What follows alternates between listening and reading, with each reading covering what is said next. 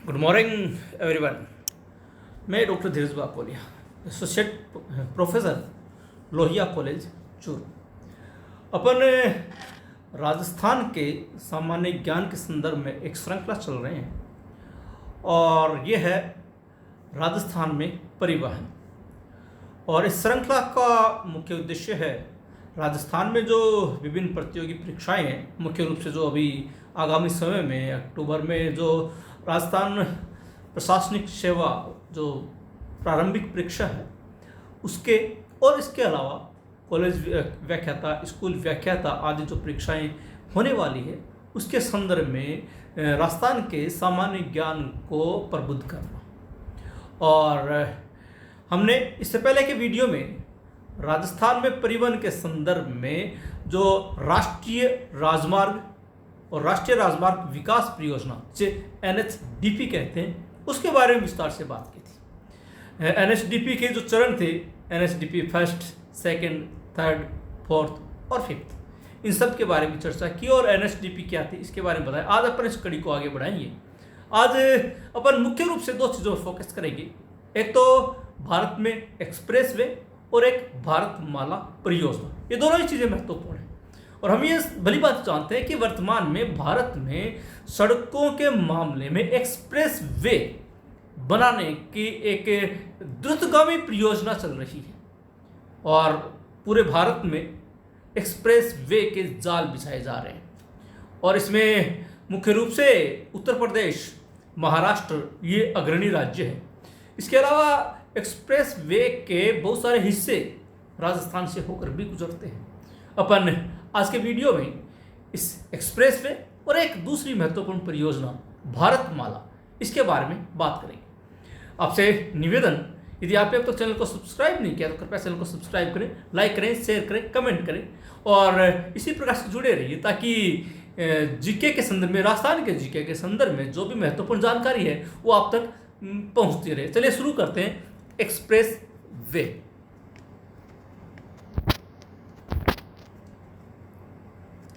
द्रुतगामी मार्ग या express way भारतीय सड़क नेटवर्क में सबसे उच्च वर्ग की सड़कें होती है, यानी कि सबसे हाई क्वालिटी की जो सड़कें हैं वो एक्सप्रेस वे के तहत है। देखिए, हम मुख्य रूप से जिन सड़कों की बात करते हैं, जिला सड़कें होती है, स्टेट हाईवेज होते हैं जो राज्य सरकार के द्वारा बनाए जाते हैं, इसके अलावा नेशनल हाईवे, और नेशनल हाईवे से भी ज़्यादा उच्च वर्ग की अगर कोई सड़क होती है तो वो ये एक्सप्रेस वे होती है। इसलिए एक्सप्रेस वे जो वर्तमान में भारतीय सड़क नेटवर्क का सबसे हाई क्वालिटी का हिस्सा माना जाता है, यह है 6 या 8 लेन के नियंत्रित प्रवेश राजमार्ग है।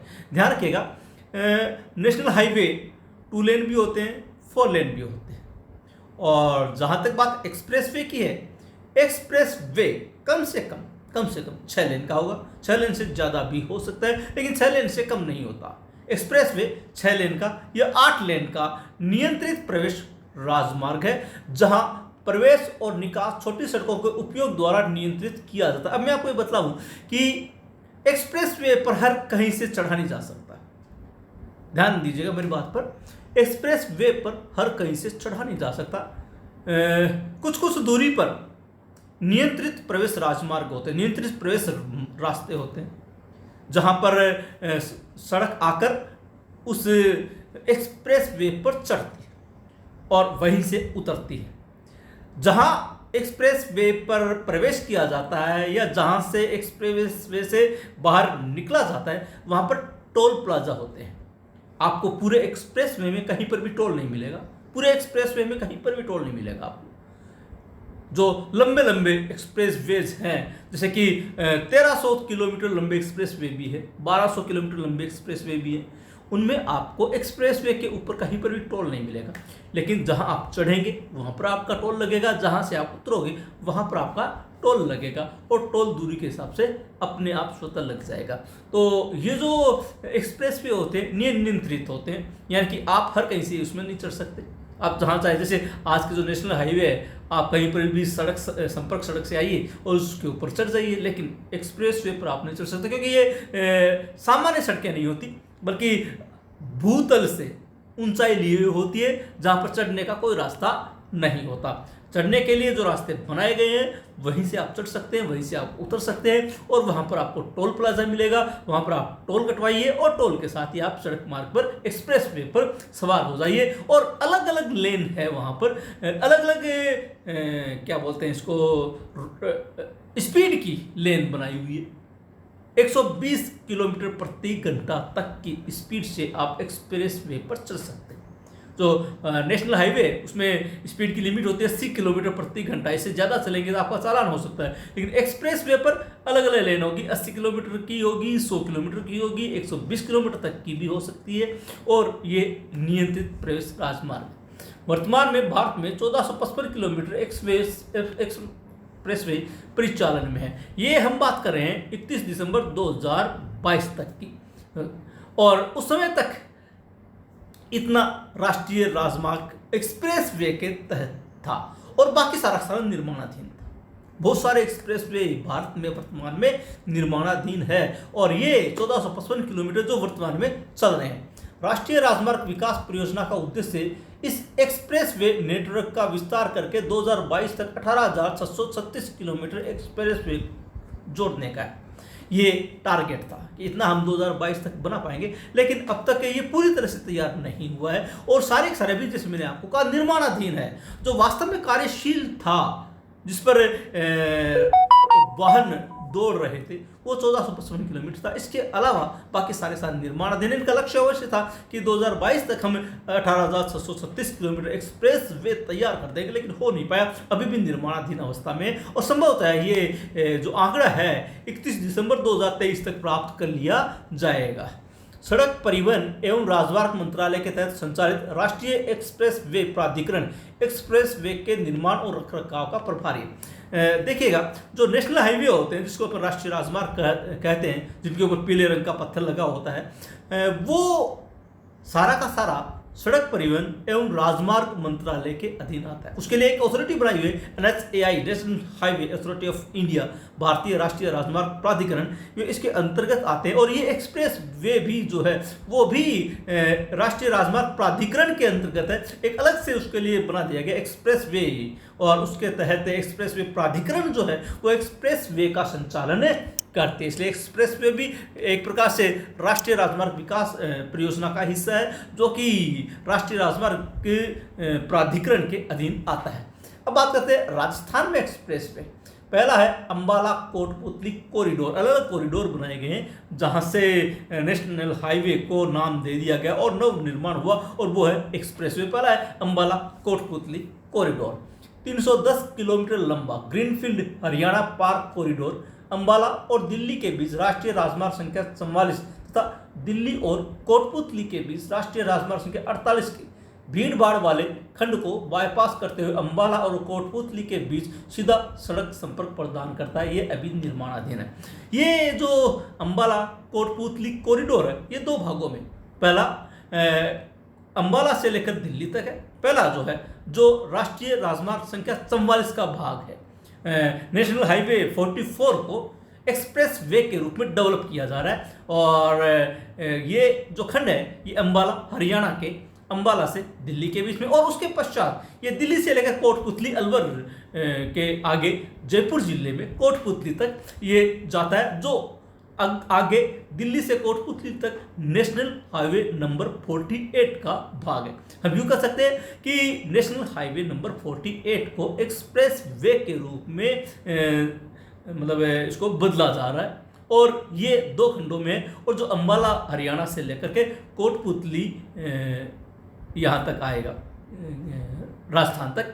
और सबसे खास बात ये एक्सप्रेस वे चाहे कोई भी हो, ये अंबाला कोटपुतली की बात नहीं करें, भारत में जितने भी एक्सप्रेस वे हैं सारे के सारे एक्सप्रेस वे किसी भी शहर के भीतर से नहीं गुजरते, सब के सब बाईपास होकर गुजरते हैं और शहर से दूर होकर गुजरते हैं। अगर आपको शहर में प्रवेश करना है तो आप नियंत्रित प्रवेश मार्ग से बाहर निकल जाइए और शहर में चले जाइए। शहर से काफ़ी दूर ये एक्सप्रेस वे निकलेंगे तो सब जगह बाईपास होते हैं। और ये जो अंबाला कोटपुतली कॉरिडोर है ये भी निर्माणाधीन है। दूसरा है अमृतसर बठिंडा जामनगर कॉरिडोर। अमृतसर पंजाब से लेकर के जामनगर गुजरात तक ये एक्सप्रेस वे है, जो 1224 किलोमीटर लंबा प्रवेश नियंत्रित एक्सप्रेस वे पंजाब, राजस्थान व गुजरात में कई आर्थिक केंद्रों को सीधा सड़क संपर्क उपलब्ध करवाएगा। ये एक्सप्रेस वे अभी निर्माणाधीन है, ये अभी काम चल रहा है इसका।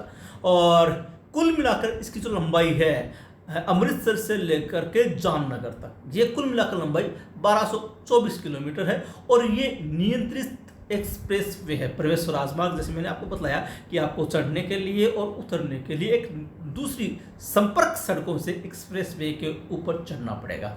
ये 3 राज्यों पंजाब, राजस्थान और गुजरात के जो महत्वपूर्ण आर्थिक केंद्र है उनको आपस में जोड़ने का कार्य करता है। पंजाब का सबसे बड़ा महत्वपूर्ण आर्थिक केंद्र अमृतसर है और गुजरात का हम जानते हैं जामनगर, जहाँ पर रिफाइनरी भी कार्य करती है, वहाँ पर इन दोनों को आपस में जोड़ने का ये कार्य करता है। और ये वर्तमान में अभी निर्माणाधीन, हालांकि कुछ खंड इसके कंप्लीट हो चुके हैं लेकिन पूरा राजमार्ग अभी कंप्लीट नहीं हुआ है।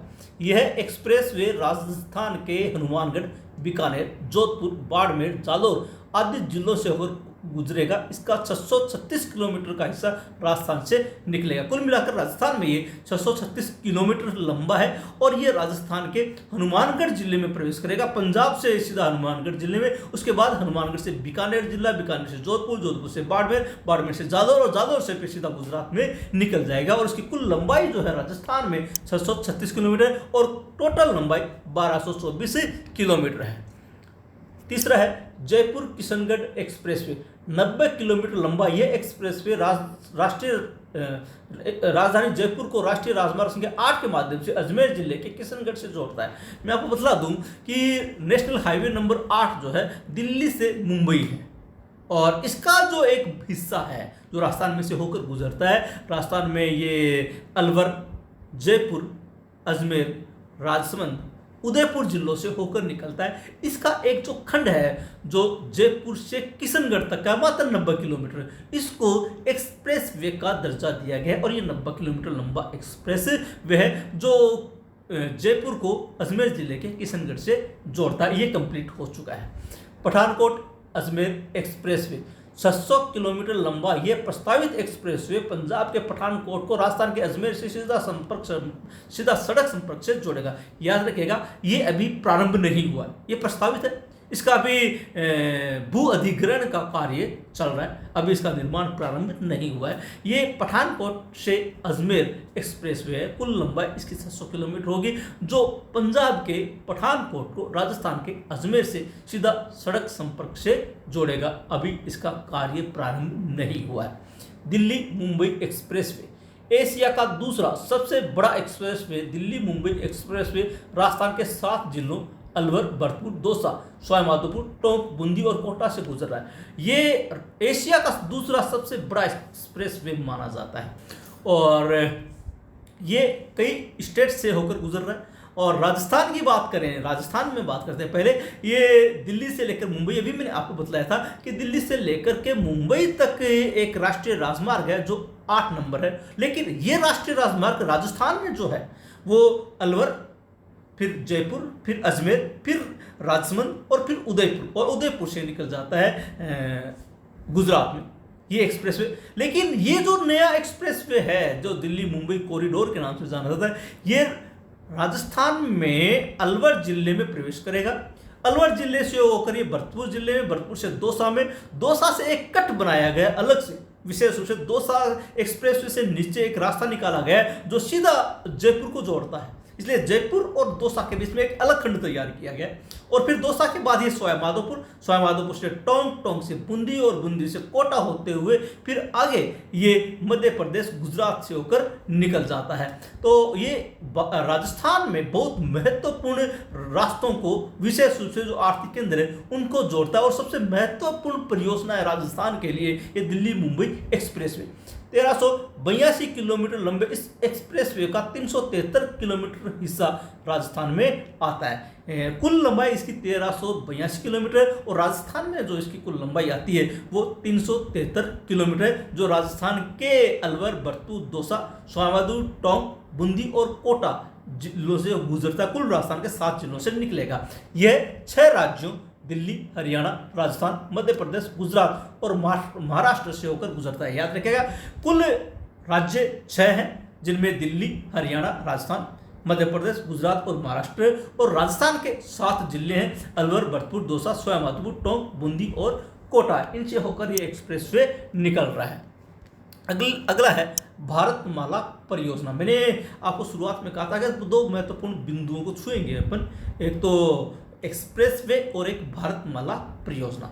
एक्सप्रेसवे का जो उद्देश्य था वो था जो अभी प्रमुख सड़कें हैं, प्रमुख जो राष्ट्रीय राजमार्ग हैं, जो प्रमुख केंद्रों को जोड़ते हैं, उनको 6 लेन या 8 लेन में नियंत्रित प्रवेश मार्ग के माध्यम से संचालित करना। हर कोई नहीं तो चढ़ सकता है, ना उतर सकता है, और ये पूरा अलग ही ढांचा है, वो प्रमुख केंद्रों को जोड़ने वाला। और ये जो है भारतमाला परियोजना, ये आप नाम देखिए भारतमाला, यानी कि यूँ मान लीजिए कि जैसे भारत में एक माला पिरोई गई है, और ये जो बॉर्डर एरिया है अपना, भारत का ऊपरी जो बॉर्डर एरिया है, गुजरात से शुरू होकर के ऊपर ऊपर चलते चलते पूरा म्यांमार की सीमा तक, उसको जोड़ने वाला रास्ता है, परियोजना है, जिसको भारतमाला परियोजना का नाम दिया गया। और आपको अगर थोड़ा बहुत भी याद हो तो इस परियोजना की शुरुआत अटल बिहारी वाजपेयी सरकार के द्वारा 1998 में की गई थी, लेकिन बाद में ये परियोजना धीमी पड़ गई और अब दोबारा से इस परियोजना पर काम शुरू किया गया। और राजस्थान चूंकि अंतर्राष्ट्रीय बॉर्डर पर स्थित है, इसलिए राजस्थान में भी भारतमाला परियोजना को शुरू किया गया और इसके तहत विभिन्न प्रकार के राष्ट्रीय राजमार्ग बनाए गए। चलिए भारतमाला परियोजना देखते हैं। भारतमाला परियोजना एक राष्ट्रीय राजमार्ग विकास परियोजना है तो सारा एनएचडीपी के तहत, चाहे वो एक्सप्रेसवे हो चाहे वो भारतमाला परियोजना हो, सबका निर्धारण सड़क मंत्रालय, राजमार्ग मंत्रालय के द्वारा किया जाता है। जो NHAI national highway authority of India राष्ट्रीय राजमार्ग विकास प्राधिकरण के तहत होता है। और ये एक्सप्रेसवे भी और भारतमाला परियोजना भी ये है राष्ट्रीय राजमार्ग विकास परियोजना यानी कि NHDP का हिस्सा। इसके तहत नए राजमार्ग के अलावा उन परियोजनाओं को भी पूरा किया जाएगा जो अब तक अधूरे हैं, यानी कि नए राजमार्ग यानी कि नेशनल हाईवे तो बनाए जाएंगे, इसके अलावा जो पहले बनने थे या बन रहे थे और किसी वजह से वो अधूरे रह गए, उनको भी भारतमाला परियोजना के तहत पूर्ण किया जाना है। जो नए हैं उनको भी और जो पहले छूट गए थे, जो अधूरे पड़े, उनको भारतमाला परियोजना में समाहित किया गया। इसमें सीमा और अंतर्राष्ट्रीय संयोजकता वाली विकास परियोजनाओं को शामिल किया गया। सीमा यानी कि बॉर्डर, और अंतर्राष्ट्रीय संयोजकता जिसके साथ हम किसी और देश के साथ जुड़े हुए हैं, उनके साथ वाली जो महत्वपूर्ण सड़कें हैं जो सामरिक दृष्टि से बहुत महत्वपूर्ण है, उनको जोड़ने का कार्य भारतमाला परियोजना के तहत किया जा रहा है। बंदरगाहों और सड़क राष्ट्रीय गलियारों को ज़्यादा बेहतर बनाना और राष्ट्रीय गलियारों को विकसित करना भी इस परियोजना में शामिल है। यानी कि इस परियोजना के कई उद्देश्य, हम यूँ कह सकते हैं मल्टीपल, है ना। तो इसमें जो बॉर्डर एरिया है उनको मजबूत करना, अंतर्राष्ट्रीय सीमाओं को जोड़ना, और इसके अलावा जो बंदरगाह है और जो सड़कों के राष्ट्रीय गलियारे हैं उनको भी विकसित करना इस परियोजना में शामिल किया गया। यानी कि बॉर्डर पर जो भी चीज़ें आती है, चाहे वो बंदरगाह हो चाहे सीमा सड़क हो, उनको मजबूत बनाना, ढांचा मजबूत करना, ये इस परियोजना का उद्देश्य है। इसके अलावा पिछड़े इलाकों, धार्मिक और पर्यटन स्थलों को जोड़ने वाले राष्ट्रीय राजमार्ग बनाए जाएंगे। 4 धाम केदारनाथ, बद्रीनाथ, यमुनोत्री और गंगोत्री के बीच संयोजकता बेहतर की जाएगी। एक और उद्देश्य आ गया कि जो भी पिछड़े इलाके हैं भारत में, इस इलाके में आने वाले जो भी पिछड़े इलाके हैं, ये नहीं है कि केवल बॉर्डर चलेगी। अगर बॉर्डर के पास में और दूसरे महत्वपूर्ण इलाके हैं जहाँ तक अभी तक पहुँच नहीं हो पाई है, उनको भी इसमें शामिल किया जाएगा, वहाँ तक भी सड़क पहुँचाई जाएगी और बेहतर संयोजकता स्थापित की जाएगी। इसके अलावा जो प्रमुख और महत्वपूर्ण पर्यटन स्थल है भारत के, जो इस बॉर्डर एरियाज में आते हैं, उनको भी इस भारतमाला परियोजना में शामिल किया जाएगा। इसके अलावा जो 4 धाम माने जाते हैं, बद्रीनाथ, केदारनाथ, यमुनोत्री और गंगोत्री, इनको भी इस भारतमाला परियोजना के तहत कनेक्टिविटी प्रदान की जाएगी, यानी कि इनको जोड़ने का लक्ष्य रखा गया है। सड़कों के विस्तार एवं विकास के लिए बने 10 लाख करोड़ रुपए की भारतमाला परियोजना में कई प्रमुख राष्ट्रीय राजमार्ग विकास परियोजनाएं, जिसे वर्ष 1998 में अटल बिहारी वाजपेयी सरकार द्वारा शुरू किया गया था, सहित सभी मौजूदा राजमार्ग परियोजनाओं को इसमें समाहित कर लिया जाएगा। देखिए, पहली बात, ये जो भारतमाला परियोजना है, इसकी कुल लागत 10 लाख करोड़ रुपए, यानी बहुत भारी भरकम परियोजना है। जो भी भारतमाला परियोजना के तहत जो भी प्रोजेक्ट बनाए जाएंगे, जो भी सड़कों के विकास के कार्य किए जाएंगे, जो भी राष्ट्रीय राजमार्ग विकसित किए जाएंगे, जो भी बंदरगाह विकसित किया जाएंगे, जो भी पर्यटन स्थल विकसित किए जाएंगे, जहाँ तक सड़क संपर्क बनाई जाएगी बेहतर कनेक्टिविटी के साथ, उन सब के लिए पूरा का पूरा जो बजट है वो 10 लाख करोड़ रुपए रखा गया है। और ये सारी राष्ट्रीय राजमार्ग विकास परियोजनाएं ही है, उसी का ही पार्ट है एनएसडीपी का। और मैंने भी आपको बताया कि 1998 में प्रधानमंत्री अटल बिहारी वाजपेयी के द्वारा भारतमाला परियोजना की शुरुआत की गई। किन्हीं कारणों से वो आगे नहीं बढ़ पाई और कुछ चरण इसके शुरू किए गए थे, लेकिन या तो अधूरे रह गए या छोटे मोटे चरण इसके पूरे कर लिए गए। इसलिए जो तत्कालीन समय की परियोजनाएं थी उनको भी, और जो वर्तमान समय की परियोजनाएं भी है उनको भी इस भारतमाला परियोजना में समाहित किया जा रहा है और सभी का विकास करने का कार्यक्रम शुरू किया गया है। यह परियोजना गुजरात और राजस्थान से शुरू होकर पंजाब की ओर चलेगी। मैंने कहा आपको बॉर्डर चल रही है। ये अपना जो अंतर्राष्ट्रीय बॉर्डर है वो गुजरात से प्रारंभ होता है, पाकिस्तान से लगता है पहले। गुजरात के बाद ये परियोजना आएगी राजस्थान में, क्योंकि अपन इस परियोजना इस तरफ चल रहे हैं ऊपर होकर पाकिस्तान की तरफ से।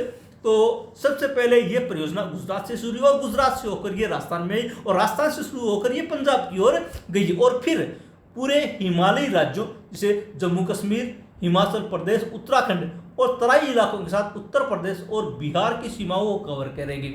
गुजरात से शुरू होकर ये जाएगी राजस्थान, राजस्थान से आगे जाएगी पंजाब, पंजाब से आगे जाएगी ये जम्मू कश्मीर, जम्मू कश्मीर के बाद हिमाचल प्रदेश और इसके पश्चात ये उत्तराखंड जो चीन सीमा पर लगा हुआ है, उसके अलावा जो तराई इलाके हैं बिहार जैसे इलाके, उत्तर प्रदेश और बिहार, इनकी सीमाओं पर ये चलती रही, यानी हम यूँ कह सकते हैं बॉर्डर बनाते हुए चलेगी। और इसके अलावा पश्चिम बंगाल, सिक्किम, असम, अरुणाचल प्रदेश, मणिपुर और मिजोरम में भारत म्यांमार की सीमा तक जाएगी। देखिए आप कितने स्टेट कवर किए इसने, गुजरात, राजस्थान, पंजाब, जम्मू कश्मीर, हिमाचल प्रदेश, उत्तराखंड, उत्तर प्रदेश, बिहार, पश्चिम बंगाल, सिक्किम, असम, अरुणाचल प्रदेश, मणिपुर, मिजोरम, कुल मिलाकर 14 स्टेट कवर कर रही है। भारत के 28 राज्यों में से 14 राज्य ये कवर कर रही है, यानी कि आधा भारत कवर कर रही है भारतमाला परियोजना, इसीलिए इसका नाम पड़ा है भारतमाला। और ये बॉर्डर तक चलते हुए गुजरात से शुरू होकर म्यांमार की सीमा यानी बर्मा की सीमा तक जाएगी। आदिवासी और पिछड़े क्षेत्रों से दूर दराज के ग्रामीण इलाकों में कनेक्टिविटी प्रदान करने का विशेष बल दिया जाएगा, यानी कि वो इलाके जो कनेक्टिविटी से दूर है, वो इलाके जो कि ग्रामीण क्षेत्र में लेकिन ज़्यादा सड़कों की पहुंच नहीं हो पाई है या मजबूत सड़कें नहीं है, वहां तक भी इसको कनेक्ट करने का प्रयास किया जाएगा। यानी कि भले ही जैसे फॉर एग्जाम्पल मान लीजिए कि कोई किसी भी स्टेट का महत्वपूर्ण नगर जो बॉर्डर पर है वहाँ पर है और वहाँ से दूसरे जो नगर हैं वहाँ तक अगर सही सड़क संपर्क नहीं है तो उसको चाहे वो 100 किलोमीटर हो, चाहे 150 किलोमीटर हो, चाहे 200 किलोमीटर हो, वहाँ तक भी भारतमाला की सड़क पहुँचाने का कार्य किया जाएगा। परियोजना के पूरा होने पर भारतमाला के तहत राष्ट्रीय राजमार्ग की कुल लंबाई 51,000 किलोमीटर होगी। अगर ये परियोजना पूरी हो जाती है गुजरात से लेकर के म्यांमार की सीमा मणिपुर तक, मिजोरम तक, तब पूरी की पूरी सड़क मार्गों की जो लंबाई है वो 51,000 किलोमीटर होगी। इसमें जो मुख्य सड़क है वो भी शामिल है, इसके अलावा जो आसपास के जो मुख्य इलाके हैं, मुख्य जो नगर है उनको जोड़ने के लिए, जो ग्रामीण क्षेत्रों को जोड़ने के लिए, बंदरगाहों को जोड़ने के लिए, पर्यटन स्थलों को जोड़ने के लिए जो सड़कें बनाई जाएगी वो भी शामिल है। कुल मिलाकर 51,000 किलोमीटर सड़कों का जाल बिछाया जाएगा भारतमाला परियोजना के तहत। भारतमाला परियोजना के तहत सड़कों का विकास इस प्रकार से होगा। आर्थिक कॉरिडोर 9,000 किलोमीटर, अंतर गलियारे और फीडर मार्ग 6,000 किलोमीटर, राष्ट्रीय कॉरिडोर दक्षता कार्यक्रम 5,000 किलोमीटर, सीमा और अंतर्राष्ट्रीय कनेक्टिविटी सड़कें 2,000 किलोमीटर, तटीय और बंदरगाह कनेक्टिविटी सड़कें 2,000 किलोमीटर, एक्सप्रेसवे 800 किलोमीटर। ये सारी चीज़ें मिलाकर 51,000 किलोमीटर में शामिल होगी, जिनमें सभी चीज़ों को, सभी सड़कों को, सभी इलाकों को जोड़ने का प्रयास किया जाएगा। राजस्थान में जो राजमार्ग कॉरिडोर या एक्सप्रेस वे भारतमाला परियोजना के तहत बने हैं वे है Ambala Kotputli corridor, Amritsar Bathinda Jamnagar express way और चंबल एक्सप्रेस वे। ये किसके तहत बने हैं? भारतमाला परियोजना के तहत। एक तो अंबाला कोटपुतली कॉरिडोर, एक अमृतसर बठिंडा जामनगर एक्सप्रेसवे, इन दोनों की अपन बात कर चुके हैं। और तीसरा है चंबल एक्सप्रेसवे, इसकी भी अपन आगे बात करेंगे। ये दो महत्वपूर्ण चीज़ें थी, एक तो भारतमाला परियोजना और एक एक्सप्रेस वे। अगले वीडियो में अपन राजस्थान में जो भारतमाला परियोजना के तहत विभिन्न मार्ग बन रहे हैं या बन गए हैं, हम उनकी बात करेंगे। आशा है आज का वीडियो आपको बहुत अच्छा लगा होगा और बहुत महत्वपूर्ण जानकारी आपको प्राप्त हुई होगी। पुनः निवेदन करता हूं आपसे कि यदि अब तक आपने चैनल को सब्सक्राइब नहीं किया तो कृपया चैनल को सब्सक्राइब करें, लाइक करें, शेयर करें, कमेंट करें। मिलते हैं अगले वीडियो में। इस कड़ी को और आगे बढ़ाते हुए ये श्रृंखला लंबी चलेगी लेकिन आपके लिए बहुत महत्वपूर्ण होगी। मिलते हैं अगले वीडियो में, तब तक के लिए धन्यवाद।